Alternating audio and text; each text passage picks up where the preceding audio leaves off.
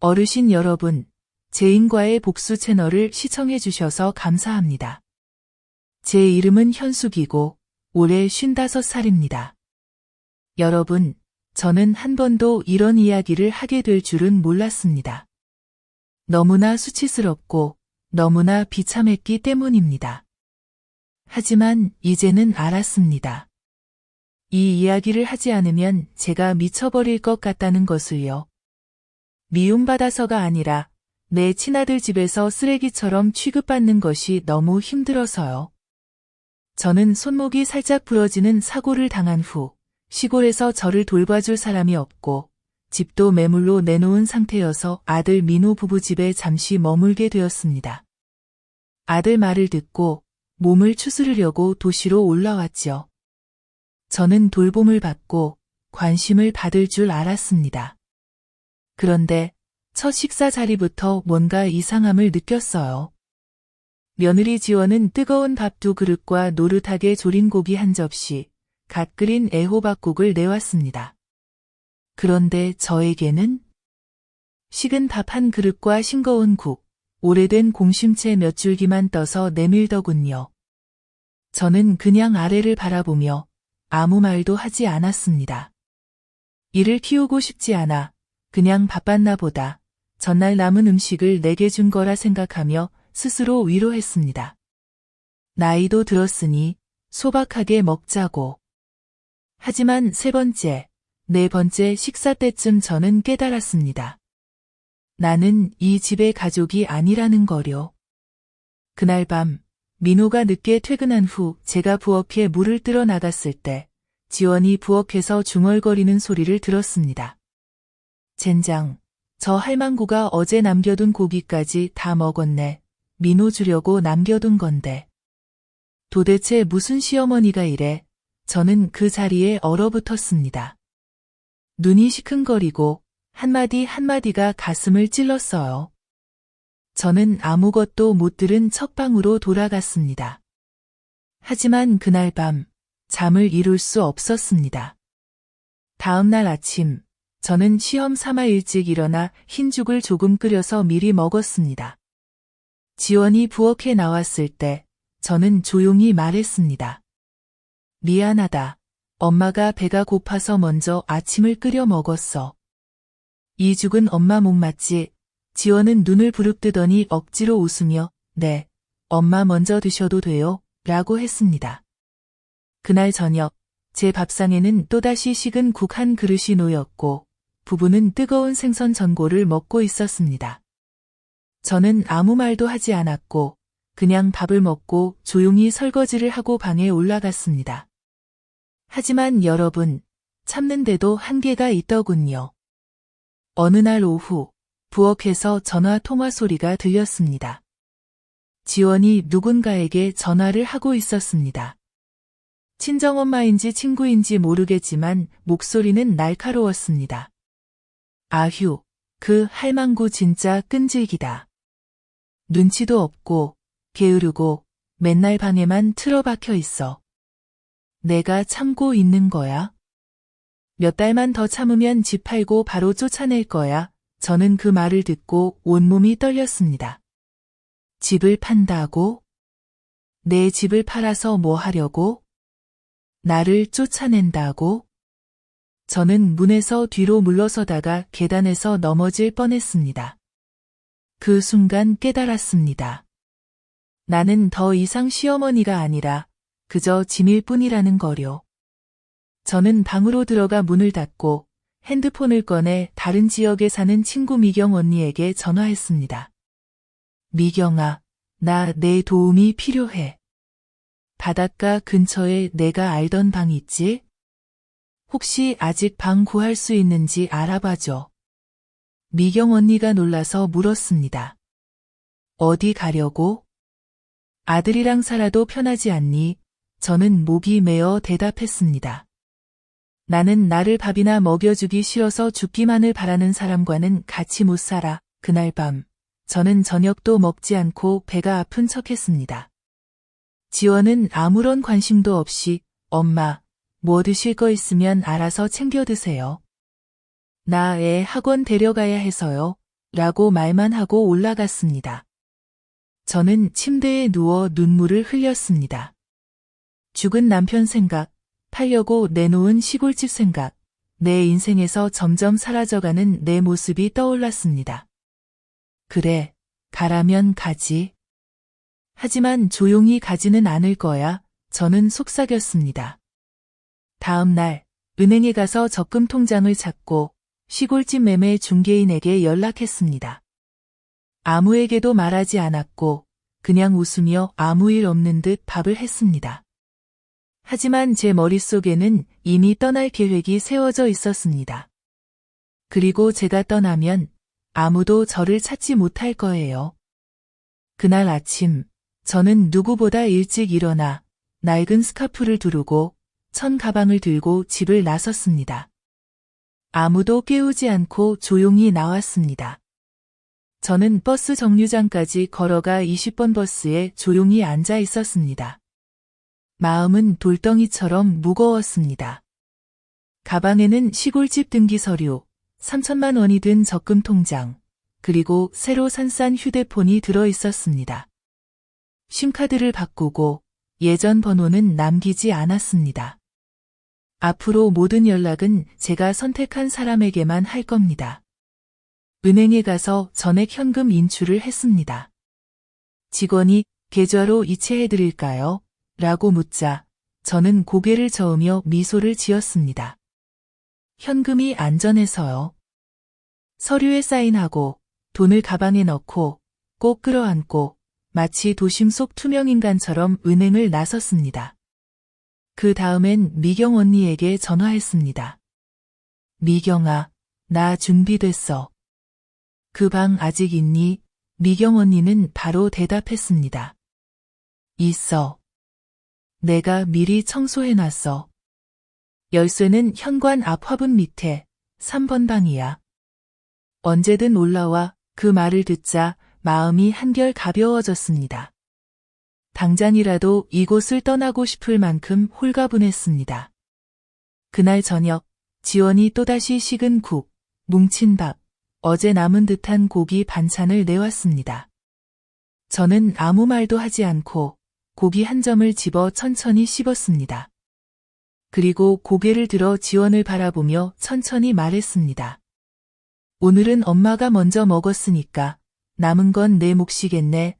지원은 순간 멈칫하더니 억지로 웃으며 엄마, 농담하세요? 라고 했습니다. 저는 젓가락을 내려놓고 대답했습니다.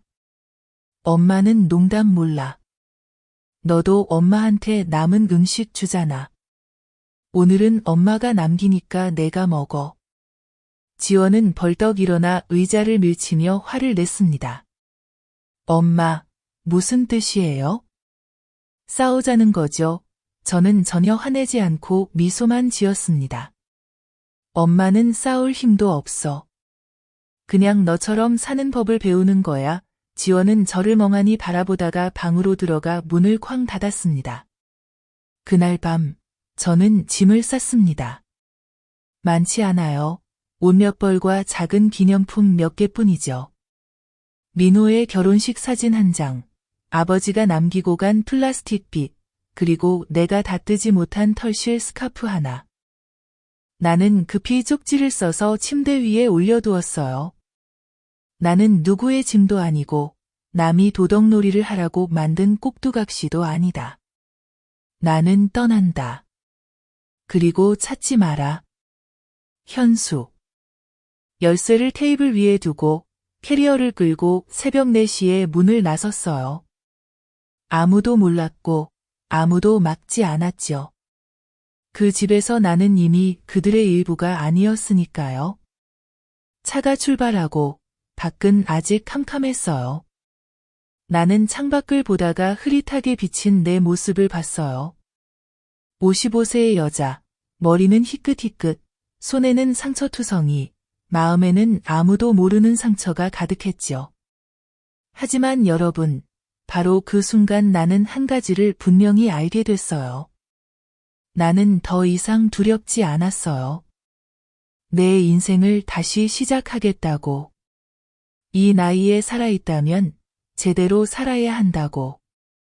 바닷가 소도시에 도착하니 미경 언니가 낡은 오토바이로 마중 나왔어요. 나를 보자마자 울음을 터뜨렸죠. 나는 내가 다시는 못 떠날 줄 알았어.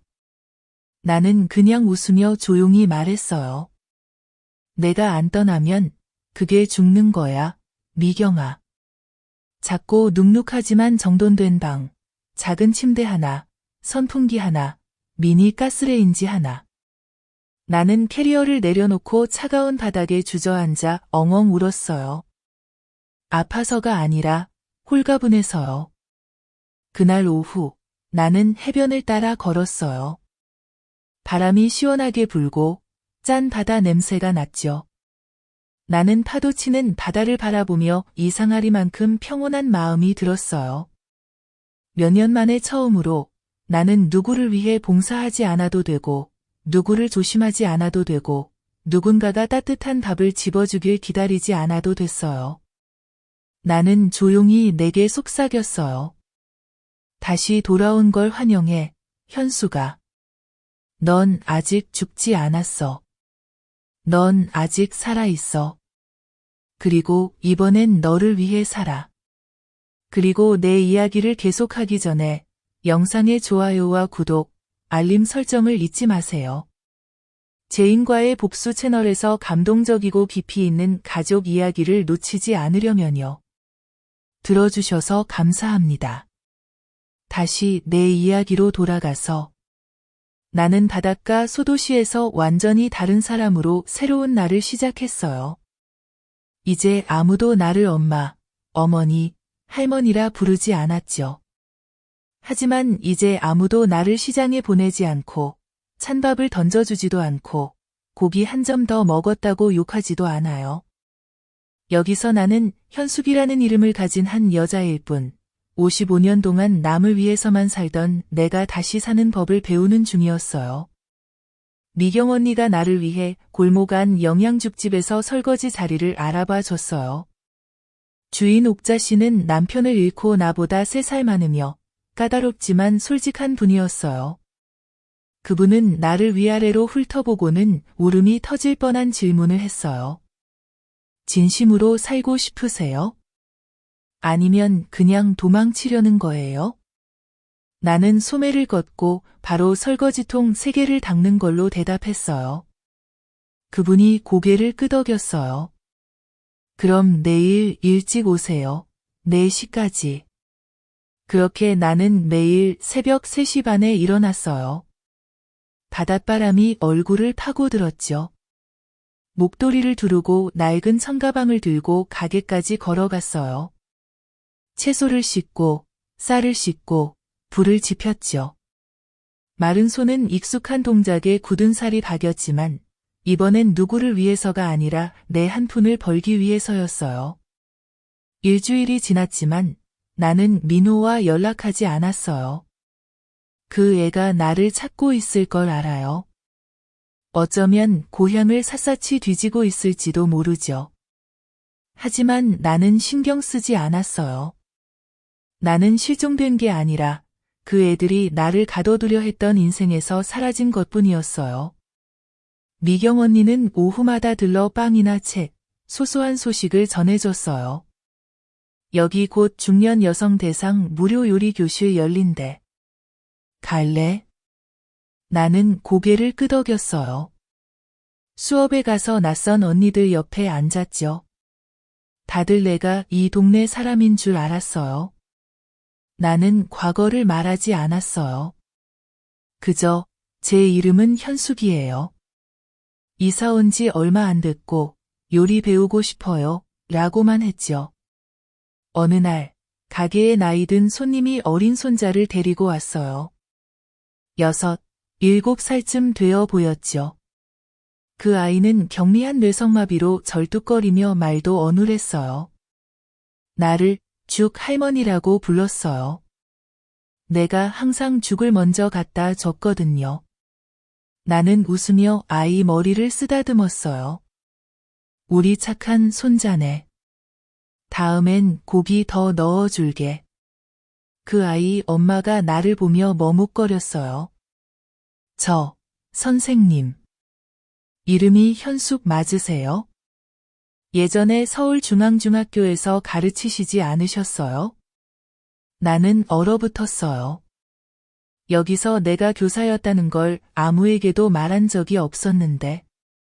그 여자, 이제 엄마가 된 그 애는 내 옛 제자 은지였어요. 나는 조용히 미소 지으며 고개를 끄덕였어요. 은지는 울음을 터뜨렸죠. 선생님, 몇 년 동안 다들 선생님이 은퇴하고 연락 끊긴 줄 알았어요. 고향에서 사라지셔서 다들 아쉬워했어요. 그때 저 장학금 시험 볼 때 도와주신 분이 선생님이셨잖아요. 나는 잠시 말이 없었어요. 내가 애써 숨기고 잊으려 했던 것들이 한낮의 태양 아래 끄집어내졌죠. 은지가 나와 사진 한 장 찍어도 되냐고 했고 나는 거절하지 않았어요. 하지만 몇 시간 뒤 그 사진이 민호 손에 들어갈 줄은 몰랐어요. 민호는 사무실에서 초췌한 얼굴로 앉아 있었어요. 2주째 엄마 소식이 없었죠. 아내 지원은 모른 척했지만 민호는 점점 더 분명히 알게 됐어요. 엄마를 막다른 길로 몰아넣은 게 바로 자기 아내라는 걸. 엄마 사진이 친구에게서 도착했어요. 현숙 어머님 맞죠? 저기도에서 작은 죽집에서 봤어요. 민호는 가슴을 얻어맞은 듯 했어요. 사진을 인화해 지원에게 말하지 않았어요. 밤이 되어 아이가 잠든 뒤 사진을 들고 아내 방에 들어갔죠. 이게 누군지 알아? 지원은 잠깐 보고 멈칫했어요. 입술이 파래졌죠. 오빠, 엄마 찾았구나. 민호는 대답하지 않았어요. 그저 한마디만 했죠. 숙자야, 나 간다. 지원이 남편 손을 붙잡았어요. 오빠, 나 버리지 마. 민호는 아내를 바라봤어요. 처음으로 화도 원망도 없이 텅 빈 눈빛으로. 내가 먼저 우리 엄마를 버렸어. 이제 내가 엄마를 다시 찾으러 간다. 그리고 나는 다음 날도 새벽 3시 반에 일어났어요. 물을 길어오고 불을 피우고 쌀을 들고 아침 7시 첫 손님에게 죽을 내왔죠. 그릇을 내려놓는 순간 누군가 가게로 들어왔어요. 고개를 드니 민호였어요. 눈이 빨갛고 몸이 많이 여의었고 옷도 구겨져 있었죠. 나는 얼어붙었고 민호는 곧장 다가와 내 앞에 무릎을 꿇었어요. 엄마, 미안해요. 내가 잘못했어요. 나는 불효자식이에요. 나는 쥐죽은 듯이 조용했다. 내 손에 들린 죽 그릇이 기울어져 국물이 그릇 가장자리를 따라 흘렀다. 뜨거웠다. 나는 가만히 서 있었다. 한마디도 할 수 없었다. 하지만 내 마음속에서는 처음으로 내 심장이 다시 뛰는 소리를 들었다. 나는 죽집 한가운데서 얼어붙은 채 서 있었다. 민호는 여전히 내 발 아래 무릎을 꿇고 고개를 푹 숙인 채 두 손을 떨며 꼭 쥐고 있었다. 아침을 먹던 손님들도 젓가락질을 멈추고 조용히 우리를 바라보았다. 아무도 말하지 않았다. 아무도 감히 끼어들지 않았다. 나는 내 아들을 바라보았다. 내가 뱃속으로 낳아 키우고 한 글자 한 글자 가르쳐온 아들. 지금 그는 흙바닥 한가운데 무릎을 꿇고 아이처럼 눈이 빨갛게 충혈되어 있었다. 나는 길게 한숨을 내쉬고 최대한 평온한 목소리로 말했다. 일어나라. 여긴 무릎 꿇을 곳이 아니다. 그가 고개를 들었고 눈물은 줄줄 흘러내렸다. 엄마는 내가 몇 주 동안 엄마를 찾은 줄도 모를 거야. 일도 다 그만두고 집도 떠나고 지원도 두고 왔어.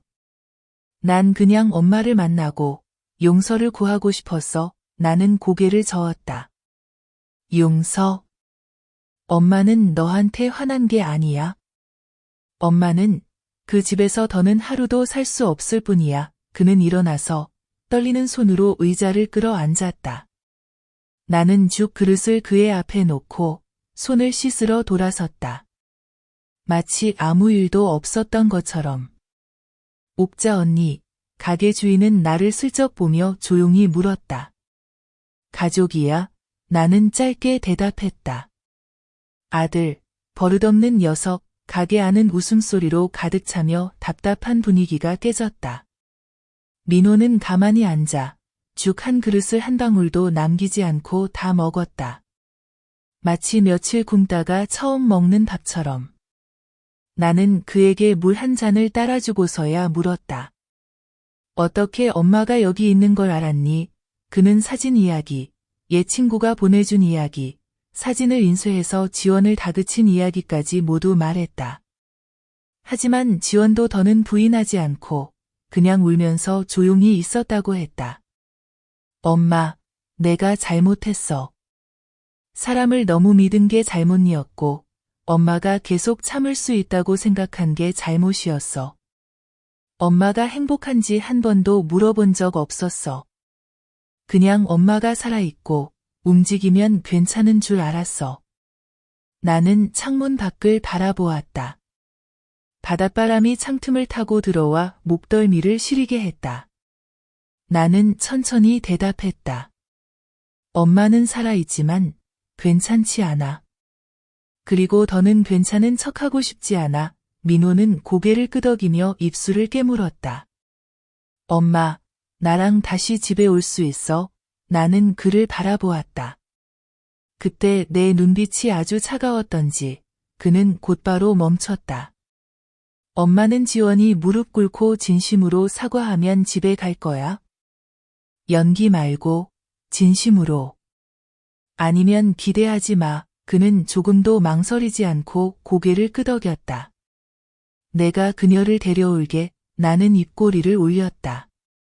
아니, 데려온다가 아니라 이끌고 온다야. 민호는 그날 아침 죽집을 나섰고 더는 아무 말도 하지 않았다. 나는 그가 전처럼 사라질 줄 알았다.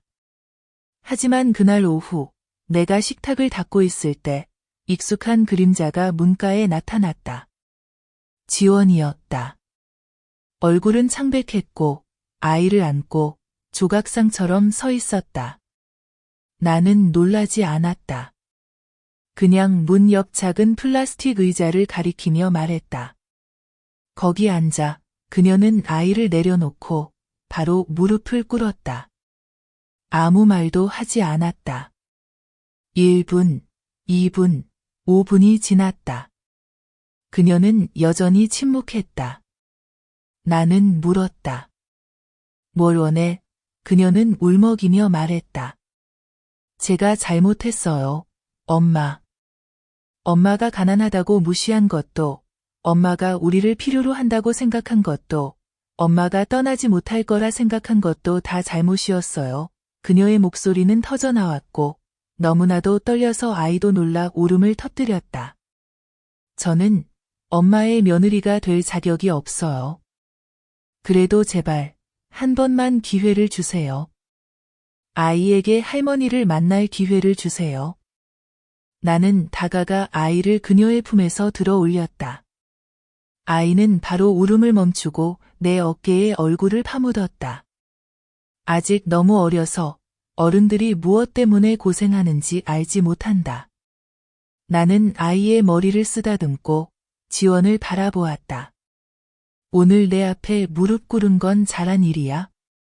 하지만 사과는 행동으로 보여야 해, 눈물이 아니라. 할 수 있겠어? 지원은 망치처럼 고개를 끄덕였다. 나는 한숨을 쉬고 아이를 다시 그녀에게 안겼다. 좋아. 한 달 줄게. 여기 와서 죽집에서 일해. 아무도 엄마, 며느리라 부르지 않아. 그냥 일하는 사람이야. 내가 진심인 걸 느낄 때까지 일해. 못하겠으면 가. 지원은 떨리는 손으로 아이를 안고 네, 라고 답했다. 나는 뒤돌아 가게 안으로 들어갔다. 더는 한 번도 돌아보지 않았다. 하지만 나는 알았다. 이제부터 진짜 게임이 시작이라는 걸. 다음 날, 정확히 새벽 4시, 지원은 죽집에 나왔다. 아이를 안고 와서 벽에 붙은 긴 의자에 눕히고 말없이 일을 시작했다. 불평도, 질문도 없었다. 나는 그녀에게 진흙이 묻은 공심채 한 대야를 주며 한 줄기씩 다듬고 질긴 줄기는 버리라고 했다. 나는 그녀를 보지 않고 그냥 한마디 던졌다. 잘못 다듬으면 손님이 배탈 나도 책임 안 져. 그녀는 아무 말 없이 고개를 숙이고 손을 떨면서도 끝까지 다듬었다. 옥자 언니가 들어와 나에게 조용히 물었다. 조카야? 그렇게 말랐는데 힘든 일까지 시켜. 나는 짧게 대답했다. 자기가 자원한 거야. 내가 고용한 거 아냐. 그날 아침 나는 지원에게 육수를 끓이게 했다. 뜨거운 불, 자욱한 연기, 그녀는 땀을 비 오듯 쏟았다. 20리터 넘는 육수 냄비를 들지 못해 손이 떨릴 때도 있었다. 나는 도와주지 않았다. 멀리서 말했다. 못 들겠으면 집에 가. 연기하지 마. 그녀는 냄비 손잡이를 꽉 잡고 온몸에 힘을 줘 다시 들어 올렸다. 얼굴이 빨개지고 땀이 뚝뚝 떨어졌지만 이번엔 놓치지 않았다. 나는 입꼬리를 올렸다. 마음 한구석에 뭔가가 싹트기 시작했다. 아직 연민은 아니지만 아마도 호기심이었다. 손님들은 평소처럼 가게에 몰려들었다. 나는 지원에게 죽을 나르라고 시켰다. 그녀는 한 그릇씩 들고 숨을 헐떡이면서도 항상 뜨거우니 조심하세요. 더 필요한 거 있으세요? 라고 말했다. 몇몇 손님이 그녀를 보고 나를 힐끗 보며 속삭이는 게 보였다. 며느리야? 일 엄청 시키네. 나는 못 들은 척했다. 신경 쓰지 않았다. 그날 밤 나는 지원에게 하숙집에 가지 말라고 했다. 오늘 여기서 자. 창고에 이불 깔려 있다. 아이도 거기 재워라. 그녀는 조용히 네, 라고 했다. 나는 맹물에 파만 넣은 흰죽을 끓였다. 2 그릇을 내왔다. 하나는 내 것, 하나는 그녀의 것. 그녀는 고개를 숙이고 죽을 먹었고 감히 나를 쳐다보지 않았다. 하지만 3번째 숟가락을 뜨고 나서 조용히 물었다. 엄마, 진짜 드실 수 있으세요? 나는 대답하지 않았다. 하지만 그녀가 죽집 문 앞에 무릎을 꿇었던 그 순간 이후 처음으로 나는 고개를 끄덕였다. 셋째 날, 나는 지원에게 바닥을 닦으라고 시켰다. 죽집은 작지만 바닥에는 국물, 기름, 쌀가루 등 온갖 것이 묻어 있었다. 나는 낡은 걸레를 건네주며 단도직입적으로 말했다. 깨끗이 안 하면 월급 깎는다. 지원은 불평하지 않았다. 무릎을 꿇고 바닥을 닦으면서 기어다니는 아이도 돌봤다. 아이가 울면 손을 멈추고 달래다가 다시 허리를 숙여 바닥을 닦았다. 그날 저녁 내 마음은 무거웠다. 불쌍해서가 아니라 예전 내 모습이 떠올라서였다. 나도 한때 혼자 민호를 돌봤고 찬밥을 먹었고 시댁에서 어녀 산다는 소리도 들었다. 나는 방에 들어가 문을 닫고 아무에게도 말하지 않았다. 혼자 앉아 뜨던 털실을 꺼내 계속 떴다.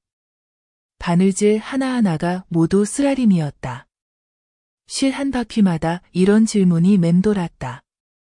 진심일까? 아니면 남편을 되찾으려는 연기일 뿐일까? 7째 날, 나는 일부러 지원에게 뜨거운 죽 한 그릇을 건네며 말했다. 5번 테이블에 내다 줘. 나는 5번 테이블의 순자 아주머니가 앉아 있다는 걸 잘 알고 있었다. 까다롭고 짜다 싱겁다 투덜대며 괜히 시비를 거는 손님이었다. 예상대로였다. 죽을 내려놓자마자 순자 아주머니가 소리쳤다. 죽이 왜 이렇게 식었어? 머리카락도 들었네. 지원은 고개를 숙였다. 죄송합니다. 새 그릇으로 바꿔드릴게요. 순자 아주머니는 욕을 더했다. 이게 무슨 서비스야? 이 집도 이제 맛이 갔네. 나는 주방 뒤에서 나가지 않았다. 지원은 묵묵히 그릇을 들고 와 다시 끓였다. 직접 맛을 보고 다시 내갔다. 순자 아주머니는 여전히 웃지 않았지만 더 이상 말은 하지 않았다. 그날 밤 나는 물었다. 왜 내가 널 감싸지 않았는지 알아? 그녀가 대답했다. 엄마가 저를 시험해보고 싶어서요.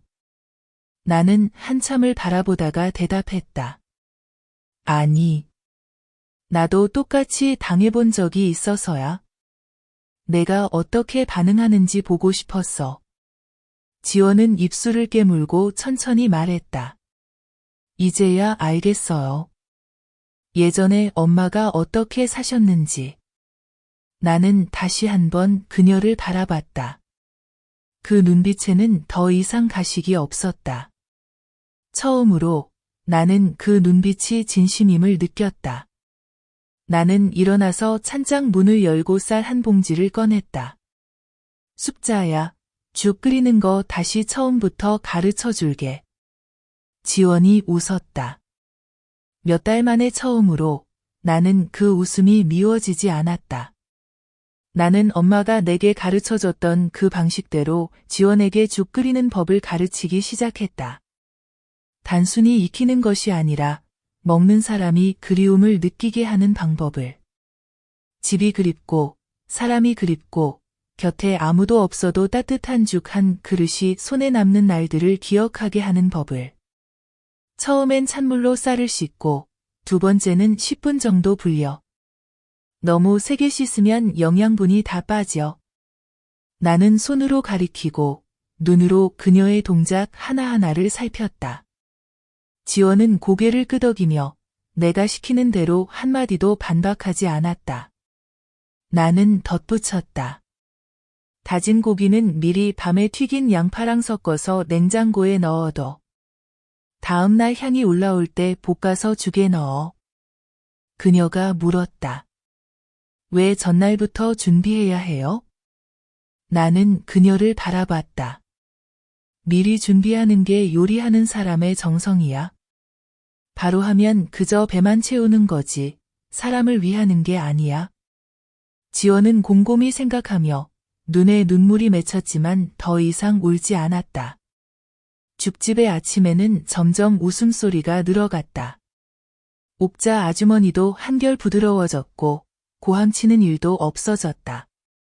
단골 손님들은 지원을 작은 사장님이라고 부르기 시작했다. 나는 여전히 지원씨 말고는 다른 호칭을 쓰지 않았지만 어느 비 오는 아침 손님이 평소보다 적었다. 나는 죽을 나르다가 주방에서 지원이 재채기하는 소리를 들었다. 돌아보니 그녀는 목에 수건을 감고 얼굴은 창백했지만 손은 여전히 죽을 저었다. 나는 날카롭게 말했다. 아프면 쉬어. 이러다 내일 쓰러진다. 그녀는 고개를 저으며 애써 웃었다. 괜찮아요, 엄마. 버틸 수 있어요. 나는 멈칫했다. 처음으로 그녀가 어색하지 않게 엄마라고 불렀다. 나는 더 이상 아무 말도 하지 않았다. 그저 다가가서 조용히 그녀를 밀어내며 말했다. 의자에 앉아. 내가 끓여줄게. 그녀는 의자에 앉아 젖은 고양이처럼 몸을 웅크렸다. 나는 이상하게도 그녀가 안쓰러웠다. 그날 밤 나는 생강물을 끓여 그녀에게 찜질을 시켰다. 아이는 곁에 누워 엄마 다리를 붙잡고 힘없이 말했다. 엄마, 아프지 마. 나는 옆에 앉아 그 모습을 바라보며 가슴이 저릿했다. 예전 민호가 열이 높았을 때 밤새도록 품에 안고 등을 쓸어주며 자장가를 불러줬던 기억이 떠올랐다. 나는 돌아서서 내 낡은 담요를 꺼내 두 모녀에게 덮어줬다. 덮어줄 때 지원이 내 손을 잡고 속삭였다. 엄마, 이제 저 미워하지 마세요. 나는 그녀의 손을 살짝 쥐었다. 대답은 하지 않았지만 내 마음속에 있던 돌덩이가 조금씩 녹아내리고 있었다. 다음 날 아침, 해가 비쳤다. 나는 평소보다 일찍 일어나 지원이 결혼 초기 가장 좋아했던 내장죽을 끓였다. 작은 그릇에 담아 그녀가 주방에 들어오자마자 앞에 내밀었다. 먹어. 오늘은 일 안 해도 돼. 내가 다 할게. 지원은 가만히 서서 두 눈이 빨갛게 충혈됐지만 울지 않았다. 아마도 또 울면 내가 혼낼 걸 알았을 것이다. 그녀는 고개를 숙여 말했다. 감사합니다, 엄마. 나는 고개를 끄덕이고 돌아섰다. 하지만 마음속으로 몇 달 만에 처음으로 내가 한때 부정했던 그 이름으로 그녀를 불렀다. 내 며느리. 그날 오후 민호가 왔다. 얼굴이 밝아졌고 근처에서 일이 안정된 듯 보였다. 나를 보자마자 바로 물었다. 엄마 건강하세요? 지원이는 어때요? 나는 바로 대답하지 않았다. 다가가서 낡은 수첩 하나를 내밀었다. 거기엔 내가 지원에게 가르쳐준 모든 레시피와 정성스럽게 쓴 메모가 적혀 있었다. 이제 가서 따로 가게 차려라. 작게 시작해. 내 이름으로 할 수 있게. 나는 이제 나이가 들어서 오래 못한다. 민호는 수첩을 받아 한 장 한 장 넘기며 눈시울이 붉어졌다. 나를 안으며 말했다. 엄마, 우리 용서해 주신 거죠? 나는 손을 저었다. 언제 용서했다고?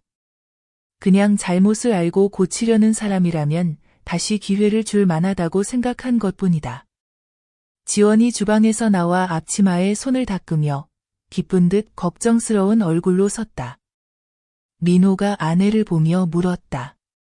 나랑 다시 살고 싶어?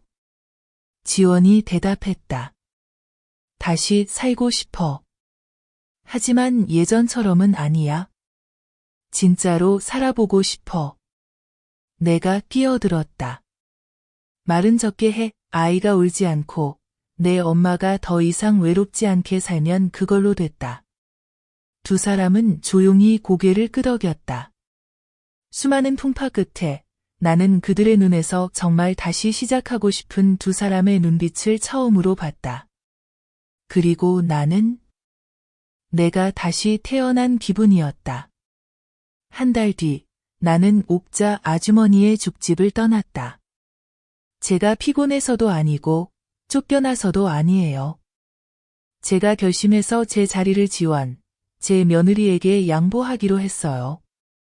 한때는 정말 미워했지만 이제는 한 번 더 믿어보고 싶은 유일한 사람이 되었어요.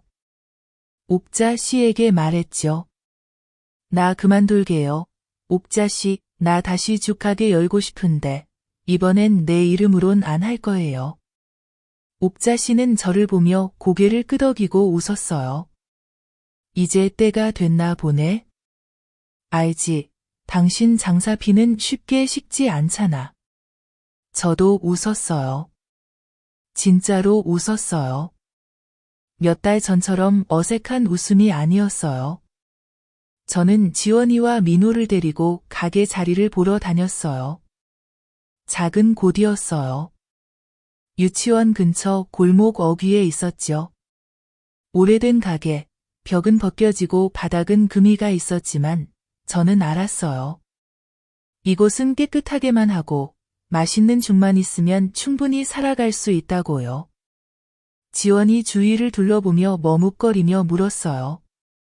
여기 괜찮아요, 엄마? 저는 대답했죠. 괜찮아. 클 필요 없어. 진실하면 돼. 너도 그래. 완벽할 필요 없어. 스스로 고칠 줄 알면 돼. 그 애는 고개를 숙이고 아무 말도 하지 않았어요. 하지만 저는 그 애가 손을 꽉 쥐고 눈빛이 뭔가 빛나는 걸 분명히 봤어요. 우리는 일주일 내내 청소하고 벽을 칠하고 전구를 갈고 새 가스레인지를 샀어요. 민호는 아내를 도와 테이블과 의자를 놓았고 저는 손수 메뉴판을 다시 썼어요. 제가 좋아하는 방식대로 단순하고 화려하지 않고 보기 쉽고 진심이 담긴. 개업날, 저는 현수막도 걸지 않았고 전단지도 나눠주지 않았어요. 그냥 가게 앞에 작은 팻말 하나만 세웠죠. 집에서 만든 죽, 요리한 사람은 자기 집에서 남처럼 대접받았던 사람입니다. 아무도 이해하지 못했지만 읽는 사람마다 잠시 멈췄다가 들어와서 한 번 먹어봤어요. 첫날 23그릇이 팔렸어요. 둘째 날 41그릇. 셋째 날 누군가 다시 와서 가족을 위해 포장해 갔어요. 저는 더 이상 주방에 서지 않았어요. 저는 그냥 채소를 씻고 간을 보고 장부를 확인할 뿐이었어요. 모든 것은 지원에게 맡겼고 지원이는 잘 해냈어요. 매일 아침 3시 30분에 일어나서 주방을 챙기고 재료를 준비했어요. 손님이 들어오면 죽을 나르고 환하게 웃으며 손님을 맞았어요. 단골 손님들은 이제 더 이상 죽집 할머니라고 부르지 않았어요. 이제는 지원 씨, 오늘 연밥죽 있어요? 저는 주방에서 그 소리를 듣고 가슴이 이상하게 벅찼어요. 기쁘면서도 한편으론 두려웠어요. 혹시 언젠가 또 변해버리면 내가 두 번째 배신을 견딜 수 있을까? 어느 날 저녁, 가게 정리를 다 하고 저와 지원이 장부를 정리하고 있었어요. 지원이가 머뭇거리며 물었어요. 엄마, 아직 저를 믿지 않으세요? 저는 그 애를 보지 않고 장부를 몇 장 더 넘기다가 대답했어요. 나는 사람을 믿지 않아. 행동을 믿지. 그런데 내 행동은 요즘 볼만하다.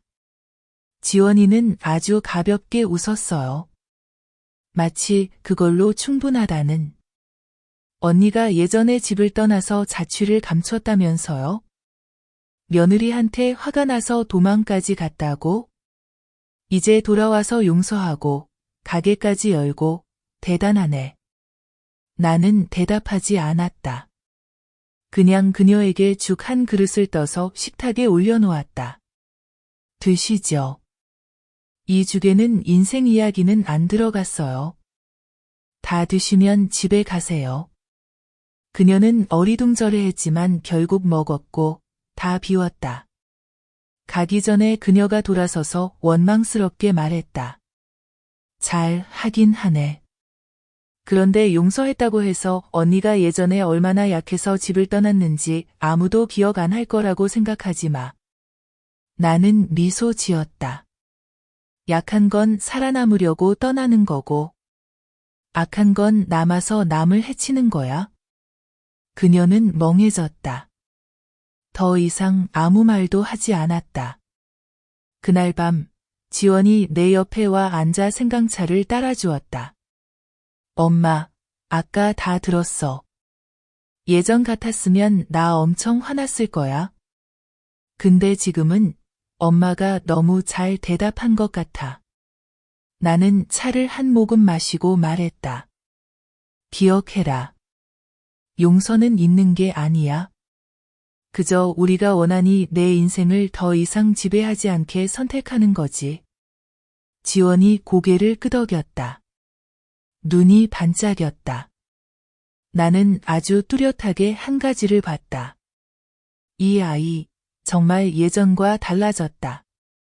나는 조심스럽게 손을 두드렸다. 엄마가 아직 너를 완전히 사랑하진 않아. 그래도 이제는 미워하지도 않아. 그녀는 울먹이며 입술을 깨물었다. 울지 않고 고개를 숙여 조용히 말했다. 그래도 엄마 며느리로서 평생 살 수 있으면 충분해요. 나는 고개를 들어 하늘을 봤다. 막 떠오르는 별들을 바라보며 내 심장이 왜 이렇게 느리게 따뜻하게 뛰는지 모르겠다. 아마도 수년 만에 처음으로 나는 믿게 되었다. 인생은 여전히 나같이 한때 그림자처럼 여겨졌던 여자에게도 자리가 있다는 것을. 하지만 지금은 내 이름, 현숙으로 다시 살아가고 있다. 며칠 후 동철이 기일이 지나고 죽집은 훨씬 더 붐비기 시작했다.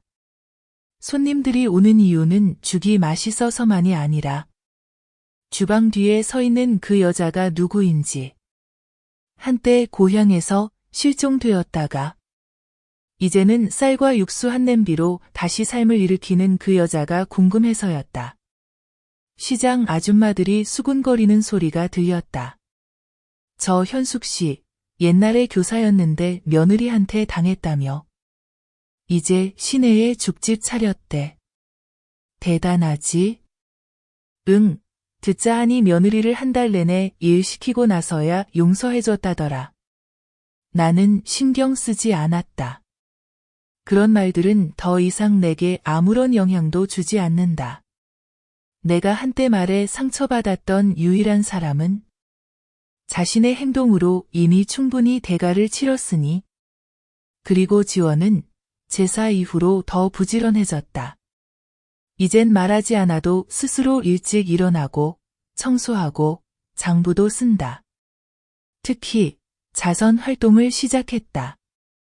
어느 날 아침 그녀가 죽 3그릇을 싸서 가방에 넣고 나가려는 걸 봤다. 어디 가니? 골목에 혼자 사는 할머니께 죽 갖다 드리려고요. 혼자 계시고 나이도 많고 요리도 못 하셔서요. 왜 하는 건데? 내가 보고 감동하라고? 그녀는 담담하게 나를 바라봤다. 저를 위해 해요. 엄마가 보든 말든 이제는 강요하지 않을게요. 나는 아무 말도 하지 않았다. 하지만 내 마음이 가라앉았다. 왜냐하면 처음으로 그녀가 진심이라는 걸 믿게 되었으니까. 어느 점심시간 단골 손님이 낯선 남자를 데려왔다. 그는 60쯤 되어 보였고 머리는 희끗희끗하며 지적인 인상이었다. 가게에 들어와 주위를 둘러보더니 나를 가리키며 물었다. 현숙 씨 맞죠? 나는 경계하며 고개를 끄덕였다. 그가 손을 내밀었다. 저는 당신의 옛날 국어 선생님입니다. 기억나요? 나는 얼어붙었다. 몇 초가 지나서야 기억이 났다. 정호 선생님. 중학교 3학년 때 내게 이렇게 말했던 분이다. 현수가, 너 이야기 참 잘 쓴다. 가능하다면 내 인생을 다시 써봐. 하소연이 아니라 살아남는 게 하나의 승리라는 걸 증명하기 위해서. 나는 선생님께 자리를 내드리고 죽을 대접했다. 나는 주방 뒤에 서서 손이 떨렸다. 선생님은 식사를 마치고 숟가락을 내려놓으며 부드럽게 웃었다. 여기 있다는 소식을 듣고 꼭 들러야겠다 생각했어. 내가 이렇게 다시 살아날 줄 전혀 놀랍지 않아? 예전에도 내가 반에서 제일 끈질겼으니까. 나는 웃었지만 눈이 시큰거렸다. 선생님, 다 기억하세요? 기억하지. 내가 가난한 집에는 미래가 없다는 말에 친구랑 싸운 것도, 엄마 짐 덜어주려고 장학금 신청하겠다며 나선 것도 다 기억해. 나는 얼굴을 돌렸다. 선생님께 내 눈물이 보일까봐 감히 마주보지 못했다. 그가 천천히 덧붙였다. 이제는 죽을 끓이고 더는 글을 쓰지 않지만 내 인생이 제일 멋진 이야기책이라고 생각해. 그날 이후 나는 집에 돌아와 오래된 상자를 열었다. 수많은 메모지와 함께 10수년 전 민호가 어릴 때 썼던 미완성 원고가 들어 있었다. 볼펜으로 쓴 제목. 식탁 끝에 선 여자. 나는 다시 읽었다. 한 글자 한 글자가 이미 오래전에 찢어진 내 심장을 바늘로 꿰매는 듯했다. 지원이 방에 들어와 내가 앉아 있는 걸 보고 멈췄다. 엄마, 글 쓰는 거예요? 나는 고개를 끄덕였다. 더는 숨기지 않았다. 그녀가 조심스럽게 물었다. 저, 읽어봐도 돼요? 나는 오랫동안 그녀를 바라봤다가 원고를 내밀었다. 다 읽고 나서 말해줘. 거기서 누가 엄마고, 누가 너고, 누가 민호인지. 나도 이제 다 기억나지 않아. 그날 밤, 지원은 37페이지 분량의 원고를 다 읽었다. 그녀는 내 옆에 앉아 눈이 아직 축축했다. 엄마 글은 누가 내 심장을 찌르는 것 같아요. 나는 그녀를 바라보며 물었다. 어떻게 생각해? 그녀는 단호하게 고개를 끄덕였다. 저, 세상에서 제일 못된 며느리였던 것 같아요. 나는 웃었다. 아니야. 세상엔 더 못된 사람 많아. 그런데 넌 멈출 줄 아는 사람이야. 그게 사는 거지. 나는 처음으로 내 손을 그녀의 손 위에 올렸다. 엄마가 진짜로 용서할게. 지원이 내 어깨에 얼굴을 묻었다. 더는 눈물이 없었다. 가벼운 안도감만이 내 등을 스치는 바람처럼 지나갔다. 민호가 들어와 그 장면을 보고 핸드폰을 들어 사진을 찍었다. 야, 인터넷에 올리지 마. 그가 웃었다.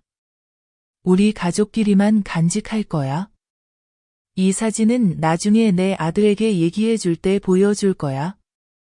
할머니가 집을 나간 적이 있다고. 찬밥만 먹게 해서 그랬다고. 나는 째려봤다. 찬밥만 먹게 한 게 아니라 억지로 먹이게 한 거야. 완전히 달라. 세 사람 모두 크게 웃었다. 나는 일어나 차를 따랐다. 마음이 평생 아무것도 짊어진 적 없는 것처럼 가벼웠다. 어느 날 부엌에서 고기를 썰고 있는데 가게 앞이 시끄러워졌다. 여자 목소리가 고함쳤다. 여기 현숙 있나? 현숙, 나와봐. 나는 칼을 내려놓고 나갔다. 가게 앞에 서 있는 여자는 내 올케. 동철이 동생의 아내 숙자였다. 이 여자는 예전부터 성질이 더럽기로 유명했다. 동철이가 살아있을 때도 내가 딸을 못 낳는다고 헐뜯은 적이 있었고 나는 그저 고개를 숙이고 참기만 했다. 지금 다시 만났더니 그녀의 얼굴에는 분노가 가득했다. 듣자 하니 민호네 부부랑 같이 살러 들어왔다면서? 게다가 죽집도 열었다고? 나는 팔짱을 꼈다. 그래서요? 숙자가 턱을 들었다. 그 얘기 듣고 웃음이 나더라. 며느리한테 구걸하듯이 대접받고 집에서 쫓겨나 사라졌던 사람이 이제 와서 다시 같이 살고 그 사람한테 주방 맡기고 죽까지 팔게 하다니 창피하지도 않아요? 가게에는 손님이 있어서 분위기가 무거웠다. 지원이 주방에서 소리를 듣고 나오려 했지만 나는 손을 들어 막았다. 나는 숙자에게 다가가 눈을 똑바로 바라봤다. 내 집에서 매일 찬밥 먹을 때가 창피했지. 하지만 지금 이렇게 서 있는 나는 창피하지 않아요. 내가 내 인생을 선택했으니까요. 그녀가 눈을 가늘게 떴다. 자기를 쫓아낸 사람하고 다시 산다고? 사람들이 내가 행복하다고 믿을 줄 알아? 나는 조용히 웃었다. 믿든 말든 그건 그들의 일이죠. 나는 이렇게 살 수 있고, 잘 자고, 잘 먹는데 목이 메이지 않으니 그걸로 충분해요. 숙자의 얼굴이 굳어졌다. 하지만 그녀가 다시 입을 열기도 전에 민호가 밖에서 뛰어들어와 내 앞을 막았다. 숙자 이모, 제발 돌아가세요. 이건 저희 집안일이에요. 우리 엄마, 이모가 가르칠 필요 없어요. 숙자가 목이 메인 채 민호를 노려봤다. 이제는 내가 내 엄마 편 들고, 내 아내는? 내 아내가 엄마한테 뭘 했는지 잊었니? 민호가 또렷하게 말했다. 잊지 않았어요. 하지만 엄마가 용서했으니 저도 붙잡을 권리 없어요. 그리고 제 아내 이미 고쳤어요. 누가 믿든 말든 상관없어요. 엄마가 믿어주면 그걸로 충분해요. 숙자가 한숨을 쉬고 돌아섰다. 이 집안은 다 미쳤다. 두고 봐, 이런 믿음으로 얼마나 오래 살 수 있나. 그녀가 사라지고 가게는 다시 고요해졌다. 나는 민호를 보며 한숨을 쉬었다. 엄마는 내가 편 들어줄 필요 없어. 아직 말대답할 힘은 있으니까. 민호가 웃었다. 엄마가 저보다 말 더 잘해요. 그래도 엄마가 모욕당하는 거 못 보고만 있을 수 없었어요. 지원이 주방에서 나와 눈이 빨개진 채 고개를 숙였다. 엄마, 제 과거 때문에 엄마가 욕먹게 해서 죄송해요. 나는 다가가서 그의 머리를 툭 쳤다. 앞으로 누가 뭐라 하면 이렇게 답해. 네, 저도 한때 잘못했습니다. 하지만 엄마가 고치는 법을 가르쳐 주셨어요. 그걸로 충분해. 저녁에 나는 장부를 정리하고 지원은 하루 매출을 계산하고 있었다. 그가 잔돈 뭉치를 내게 주며 말했다. 엄마가 보관하세요. 엄마 허락 없이는 이익금 손대고 싶지 않아요. 나는 고개를 끄덕이고 작은 양철 상자에 돈을 넣었다. 그러다 반을 꺼내 그에게 건넸다. 가져가. 숙잔에 가서 새 옷 좀 사 입어. 계속 헌 옷만 입고 다니니 안쓰럽잖아. 지원이 고개를 저었다. 필요 없어요. 나는 단호하게 말했다. 필요 없는 건 내 생각이고 엄마는 주고 싶어. 안 받으면 엄마 삐진다. 결국 그는 받았지만 돈을 받자마자 또 눈시울이 붉어졌다. 나는 짜증을 냈다. 왜 자꾸 울어? 계속 울면 엄마 질린다. 그는 눈물 사이로 웃었다. 엄마가 진짜 제 엄마 같아서 그래요. 나는 일어나서 옛날 민호 얼굴 닦아주던 것처럼 수건으로 그의 얼굴을 닦아줬다. 엄마 맞아. 근데 이제는 새로운 엄마야. 이제는 누구한테도 당하지 않아. 내게도 마찬가지고. 그날 밤 모두가 잠든 뒤 나는 혼자 마당에 나와 앉았다. 바닷바람이 세차게 불었다. 나는 모든 일을 떠올렸다. 처음 남의 밥을 억지로 먹던 날부터 집을 나갔다가 돌아오고 용서했던 날까지. 나는 후회하지 않는다. 나는 수치와 고통을 견디고 살아남았다. 나를 아프게 했던 사람이 무릎 꿇고 용서를 구하는 걸 보았다. 나는 침묵과 적절한 이별로 한 가족을 변화시켰다. 나는 눈을 감고 속삭였다. 누구의 동정도 필요 없어. 다만 내가 아팠고 다시 일어섰다는 걸 알면 그걸로 돼. 다음 날 새벽, 내가 주방에서 채소를 씻고 있는데 지원이 다급하게 뛰어왔다. 엄마, 어제 그 손님, 일부러 우리 가게 망하게 하려는 것 같아요. 나는 고개를 들고 찡그렸다. 왜? 지원이 휴대폰을 내밀었다.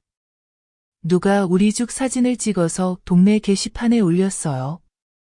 먹고 식중독 걸렸다고. 근데 어제 손님들 다 맛있다고 했잖아요. 나는 손을 닫고 휴대폰을 들여다봤다. 정말 죽 사진과 함께 이렇게 적혀 있었다. 유치원 입구 죽집, 3명 식중독. 먹을 사람 조심하세요. 내 마음이 싸늘해졌다. 하지만 나는 당황하지 않았다. 나는 지원을 바라봤다. 단골 손님들 다 불러. 오늘 아침에 다시 와서 먹어보시라고 해. 돈 안 받을 거야. 먹고 문제 있으면 바로 경찰서 가자고 해. 지원이 눈을 동그랗게 떴다. 진짜예요, 엄마? 누명 쓰면 어쩌려고요? 나는 입꼬리를 올렸다. 누명은 씻어야지, 도망치지 않아. 배후는 내가 처리할 거야. 1시간 뒤, 단골 손님 10명이 넘게 찾아왔다. 아이를 데려온 사람도 있었다. 나는 직접 죽을 떠주며 한마디만 했다. 먹고 배 아프면 평생 사과하겠습니다. 모두가 먹고 아무 이상 없었다. 어르신 한 분이 내 어깨를 두드리며 말했다. 현숙 씨 죽이 몇 년째인데 무슨 일이 있겠어. 질투하는 거지. 나는 고개 숙여 감사 인사를 했지만 속은 타들어갔다. 누가 나를 해치려는 걸까? 그날 밤 나는 민호에게 거짓 게시글 작성자를 찾아달라고 부탁했다. 민호는 컴퓨터에 능해서 금방 찾아냈다. 작성자 이름은 이나라, 가짜 계정. 하지만 가입한 전화번호가 길 건너 죽집 주인 연희 씨와 일치했다. 그는 예전에 우리 가게에 와서 죽 한 그릇 먹고 돈도 안 내고 조용히 나간 적이 있었지만 나는 추궁하지 않았다. 이번엔 참지 않았다. 다음 날 나는 한복을 입고 머리를 단정히 묶고 연희 씨 가게로 갔다. 가장 손님이 많은 시간이었다. 나는 인사도 없이 가게 한가운데 서서 크게 말했다. 저는 유치원 입구 죽집 주인 현숙입니다. 누군가가 저를 식중독 유발자로 허위 게시글을 올렸습니다. 그리고 그 사람이 여기 있습니다. 가게가 조용해졌다. 연희 씨가 주방에서 얼굴을 내밀었고 얼굴이 하얗게 질렸다. 나는 다가가서 유심 정보가 적힌 종이를 테이블에 올려놓았다. 연희 씨, 이 번호로 이나라 계정이 만들어졌어요. 연희 씨 번호와 일치하네요. 아니라고 하면 경찰서 가서 확인합시다. 맞다면 변호사 부르기 전에 정식으로 한마디 해주세요.